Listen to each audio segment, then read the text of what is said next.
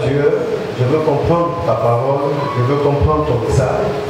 Enseigne-moi davantage afin de mieux comprendre. Parle à ton Dieu, s'il te plaît. Amen. 2 Rois, chapitre 2, verset 18 au suivant. On écoute la parole du Seigneur. Selon la parole qu'Élisée, homme de Dieu, avait prononcée, n'est-ce pas, la ville de Jéricho avait été déjà reconstruite. On va revenir là-dessus tout à l'heure. Mais entre-temps, il y avait eu un problème où la ville avait été maudite par Josué. Donc on va récapituler un peu. Josué chapitre 6, verset 26.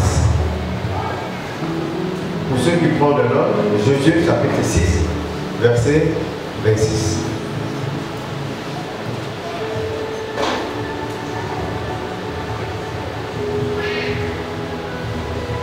Oui. Ce fut alors que Josué jura en disant: Maudit soit devant l'Éternel l'homme qui se lèvera pour rebâtir cette ville de Jéricho.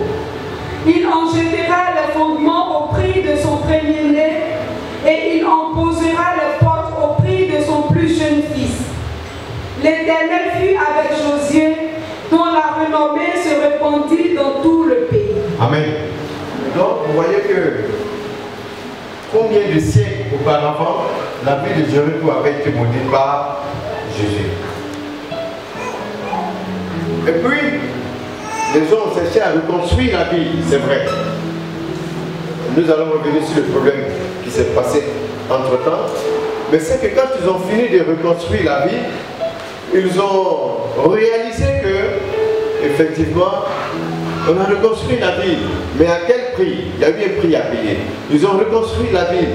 Mais il y a les séquelles de la malédiction. Dis à quelqu'un les séquelles de la malédiction.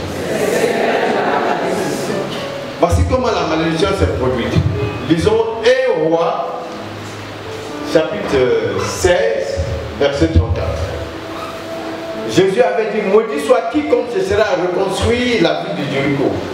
En essayant de reconstruire la ville de Jéricho, en faisant les fondations de la ville, il va perdre son premier fils. Quand il va finir de faire les fondations de la ville, quand il fera le portail de la ville, il risquera de perdre son second fils. Amen. Donc écoutons. De son temps, Hiel de Bethel, qui est de la ville de Bethel, bâtit Jéricho. il essaie de rebâtir Jéricho. Il en jeta les fondements. Au prix d'Abiram, son premier-né.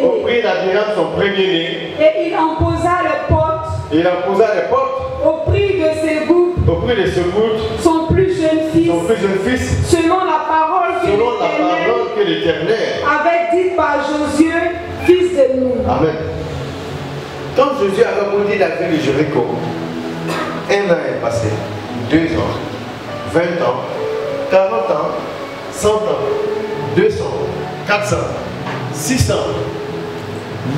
900 ans, pratiquement 1000 ans. C'est là que la malédiction s'est manifestée.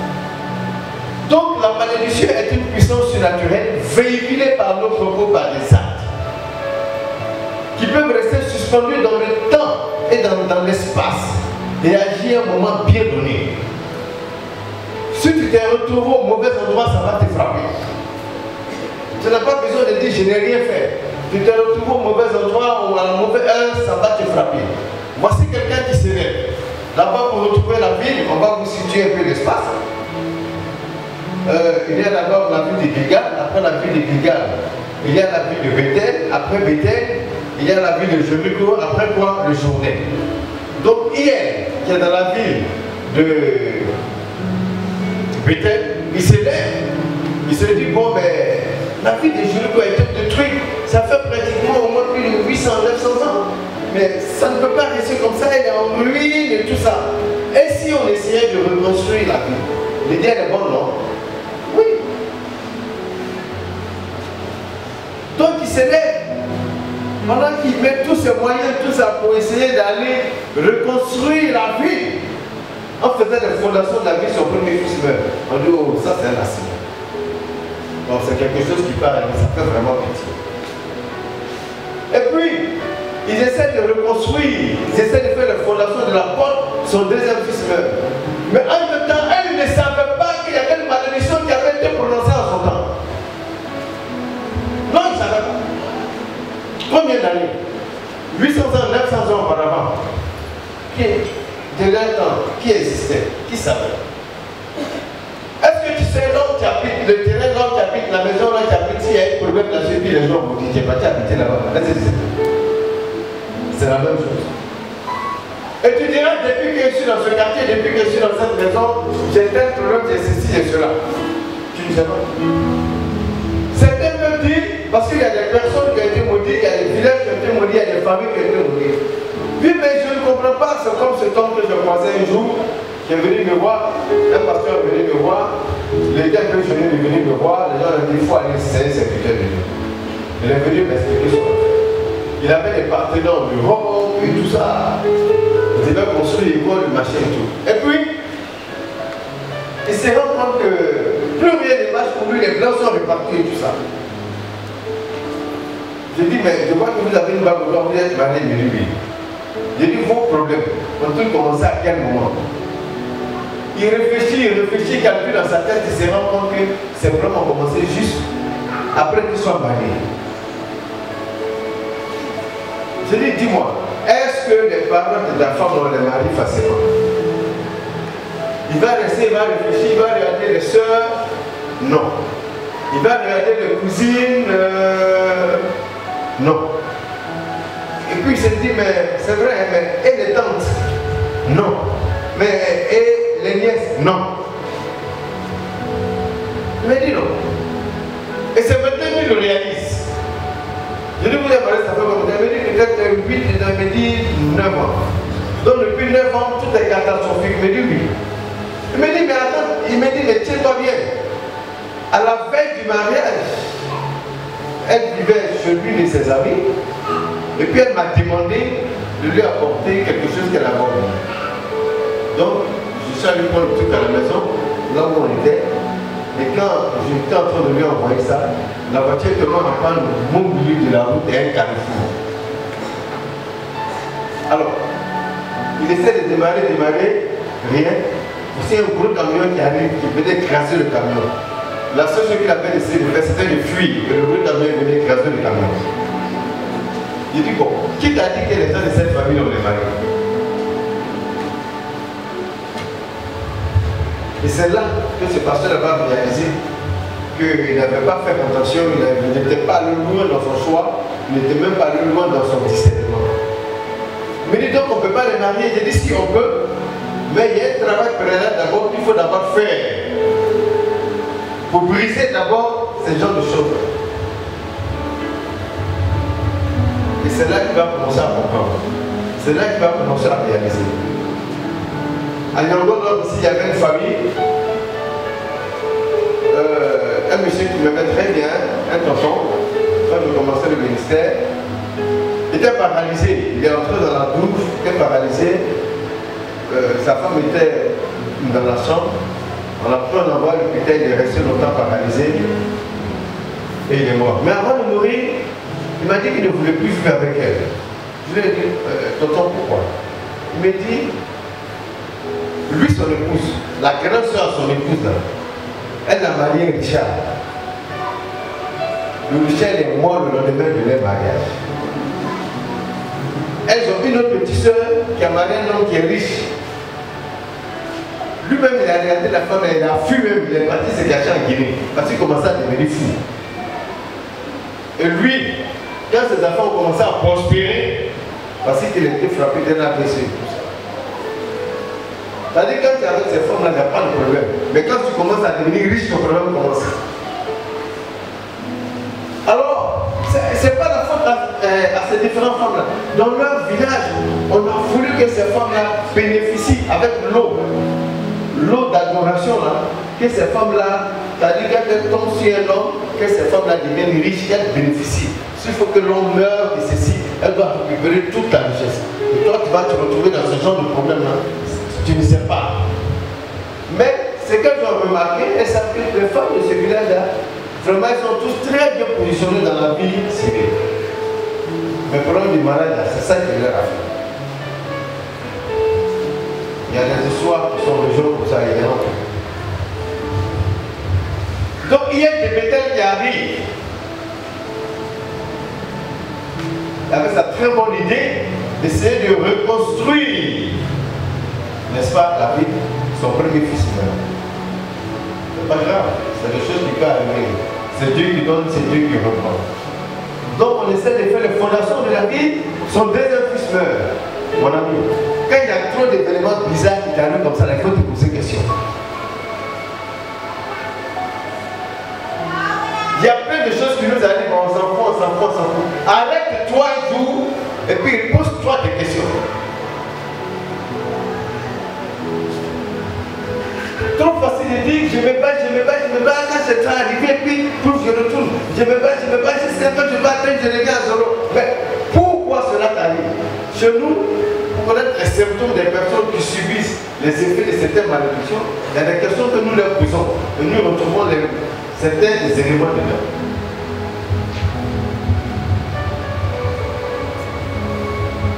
C'est pas parce que tu as fait quelque chose, non, peut-être que c'est pas toi seul. Mais il y a ce genre de problème. Alors, il a fallu que Jésus vienne pour briser cette malédiction. Malheureusement, avant qu'il la brise, elle avait déjà commencé à agir. Donc on s'est dit que, après ça, elle ne devait plus agir. Mais il y avait des résidus. C'est ce que très souvent notre frère Assyrus tente d'essayer d'expliquer, que même quelquefois après une vraie délivrance, même quelquefois après avoir été baptisé, il y a quelques résidus. L'aîné, il avait quelques problèmes. Quand j'ai fait sortir un article au niveau de la catéchèse de l'Église catholique qui dit que même après avoir été baptisé, il y a quelques conséquences qui existent si cette personne ne continue pas à garder sa foi, à pratiquer sa foi. Donc c'est des choses qui existent. Après on a été délivré, on a fait ceci, mais il y a toujours un petit foyer de quelque chose qui existe. Vous voyez que Jéricho, quand Jésus a maudit la ville, c'est vrai, ça agit sur celui qui a construit, mais la ville elle-même. Donc pour pouvoir assainir la ville, parce qu'il y a des résidus de cette malédiction là qui tombent. C'est pour cela, très souvent, on vous dit que quand vous devez aller faire le bain, tu vois la maison, après d'avoir fini de faire le bain, il faut nettoyer. Pour ne pas que quelqu'un rentre pour venir prendre les résidus. N'est-ce pas? C'est ce qu'on vous dit, non? Quand vous finissez de faire le bain avec l'eau mélangée avec du sel, il faut nettoyer pour ne pas que quelqu'un rentre parce qu'il y a des résidus. Amen. Donc, pour pouvoir assainir la très belle ville de Jéricho, alors donc, qu'est-ce qu'ils ont décidé de faire? Ils sont allés dire à Jésus, tu vois, tout est bien. Tout est bien, comme tu peux le constater. Mais dans le fond, il y a quelque chose qui ne va pas.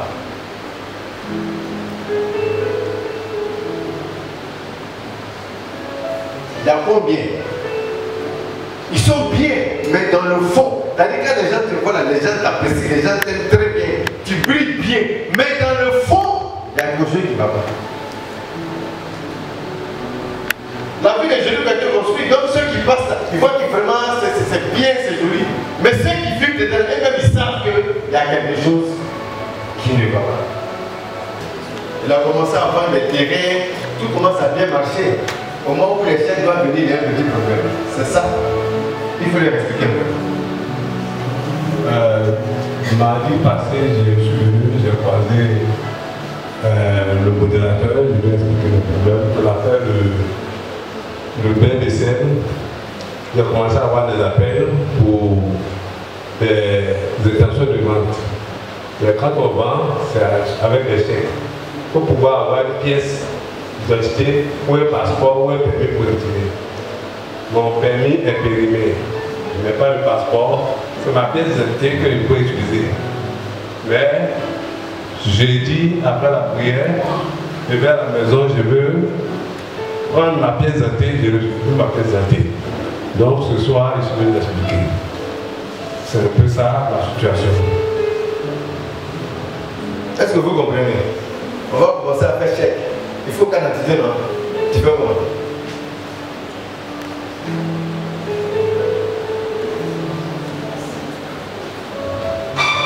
Permis, je vais faire la négligence, c'est permis. Il fout sa poche, il vient donner le truc à sa femme pour aller laver. La canalité vient de disparaître. Les clients t'appellent pour te dire, on va ta canalité en faire chèque. Sa vie disparaît. Vous savez qu'on a des problèmes. Il y a un problème ou bien il n'y a pas de problème. Tu es dans ce cas, non? Jusqu'à la dernière seconde, il y a quelque chose qui va venir t'arriver.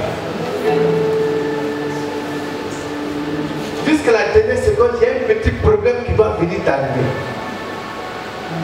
Je dis, pendant que tu utilises le sel, toi-même, il faut commencer à enlever les mauvaises pensées dans ta tête. Parce qu'il commence à te combattre toi-même d'abord.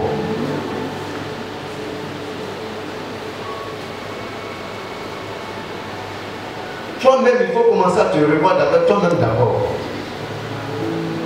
Parce qu'il n'est pas là comme moyen de fétiche pour pouvoir te protéger, non, ça n'a rien à voir. Il y a des choses qui sont dans ton âme que lui, il cherche des pouvoirs enlever des pouvoirs. C'est pour ça que tu te sens épuisé, fatigué. Mais donc, ça ne voulait pas dire qu'il faut aller encore en rajouter. Sinon, ton truc là, ça ne va jamais finir. Donc, c'est tout à fait normal. S'il n'y avait rien dedans, s'il n'y avait pas de force dans ça, tu allais faire, tu n'allais rien, ça dit ou bien. Si tu fais que ça agit de la sorte là, c'est qu'il y a quelque chose. Dieu nous a inspiré des choses. Et rien ne s'est fait au hasard. Amen. Nous utilisons le sel avec l'eau. Et nous prions pour dire, quand Dieu révèle par exemple qu'il faut s'asseoir là-bas, et que toute l'assemblée prie, c'est pour que tu puisses recevoir ta bénédiction au travers de toi pour que ta famille soit bénie. Amen. La famille dit, venez devant.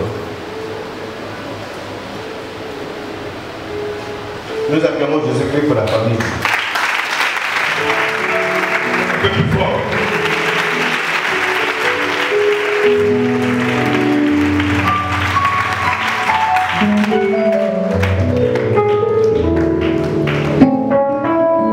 Vous les reconnaissez? Elles étaient assises où? Dans le salon VIP. Le week-end passé, on a fait la veillée de leurs frères, c'est ça? Le vendredi, c'était la veillée, le funérail, c'était quand? Le samedi, l'enterrement, c'est ça. Elles avaient, vous vous souvenez de leur témoignage d'un sur le terrain là? Elles voulaient vendre. Et puis il y a des personnes qui ont des terrains, il y a des problèmes là-dessus. Elles sont arrivées. Il a dit que vous, votre terrain, ne vendez pas. Vous vous souvenez de cela? Oui. Après, le Seigneur a révélé qu'il y avait quelqu'un dans l'assemblée qui a un parent qui a mal au pied. C'est ça? Et puis elle est venue. Qu'est-ce que je lui avais demandé? J'ai fait venir la personne. Et puis qu'est-ce qu'elle a dit? Qu'elle ne peut pas venir. Pourquoi? C'est là qu'elle a commencé à expliquer que leur affaire de terrain, le frère, le premier frère est mort, n'est-ce pas? Quand le deuxième frère voulait aller faire les papiers, lui aussi est mort, n'est-ce pas? Et que c'est la fait partie de ceux qui ont tué le frère, n'est-ce pas? Est-ce que vous vous souvenez de cela? On a dit bon, certainement on a compris que c'est Dieu qui veut vous protéger, il va vous mettre là et rien ne va vous arriver. Amen. Mais le dimanche, je suis passé, pas dimanche avant-hier, l'autre dimanche, il y a eu un malheur. Écoutons. Le dimanche passé, nous sommes revenus de la messe avec notre maman. On a reçu des visiteurs, du monde est venu à la maison. Et j'ai reçu un coup de fil de mon frère, le seul frère qui reste. Il a reçu un coup de fil du village qui lui disait que celui qui a fait palabre avec notre frère, il vient de mourir là. Celui qui l'a empêché d'aller sur le terrain, il vient de mourir. Est-ce que vous comprenez? Le premier frère voulait prendre le terrain. Ils ont trouvé l'un de leurs cousins qui a fait palabre. Et le frère est mort. Et après, Leur grand frère est allé pour le même terrain là, il est mort, ils l'ont tué. Le collègue de celle qui est ici, qui appelait là, qui est au village là-bas, a dit décès survenu, il est mort.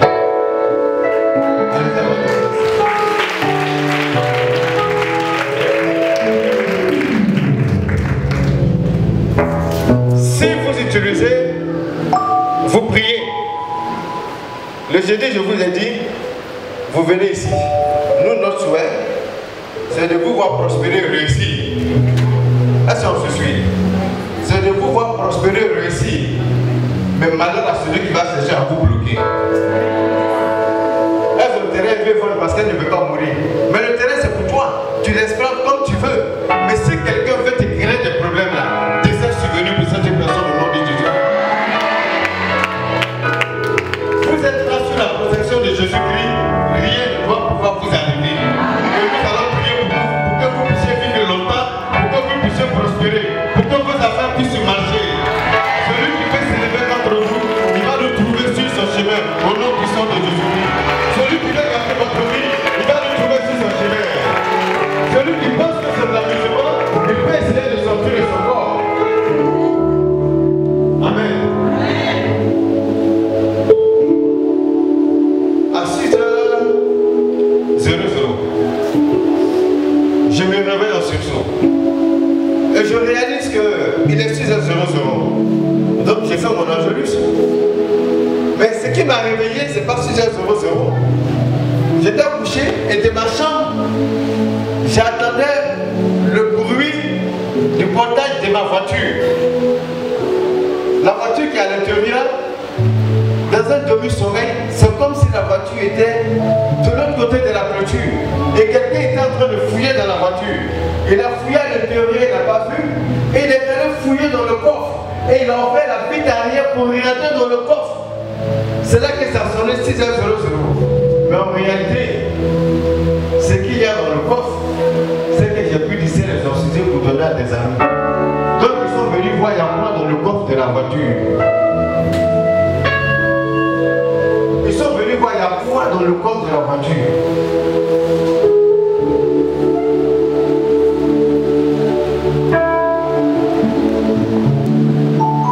Je vous explique. Ce n'est pas un phénomène nouveau. Regardez nous-mêmes. Dieu a créé des événements et des choses. L'agile là, ça soigne, non? Ça fait du bien. Est-ce que c'est mystique? Son pouvoir est naturel. Quand certains enfants ou certaines personnes sont malades, mais on rapporte quelquefois des génies, on leur dit quoi? De prendre l'argent blanc, non? C'est son pouvoir naturel. La plupart d'entre vous qui êtes à Caen, est-ce que quelqu'un peut s'amuser avec l'homme pour voler? Ça aussi, c'est son pouvoir. C'est comme ça que le Seigneur aussi a son pouvoir. Accompagné à la prière, c'est encore plus efficace. C'est encore plus efficace. Jusqu'à même aller détruire les pouvoirs de malédiction qui sont prononcés. C'est-à-dire qu'il y a des malédictions qui sont prononcées sur ta vie. Et nous voyons ici, dans ce cas de figure-là, que c'est vrai que la malédiction agit dans la vie, mais dans cette vie, pour pouvoir détruire le pouvoir de cette malédiction-là, on a utilisé, Élisée a utilisé ce sel-là. Parce que naturellement, peut-être qu'eux connaissaient ça avant, mais nous, on a failli utiliser la Bible pour pouvoir comprendre. C'est qu'il y a quelque chose dedans. C'est naturel. Il a son pouvoir naturel. Chacun d'entre nous a son pouvoir naturel. C'est comme ça. Chacun d'entre nous est né avec un pouvoir naturel. Chacun a son don, chacun a son pouvoir. Mais quand il est en Dieu, il est sanctifié qu'il est en Dieu, ça crée beaucoup plus de bénédictions au nom de Jésus-Christ.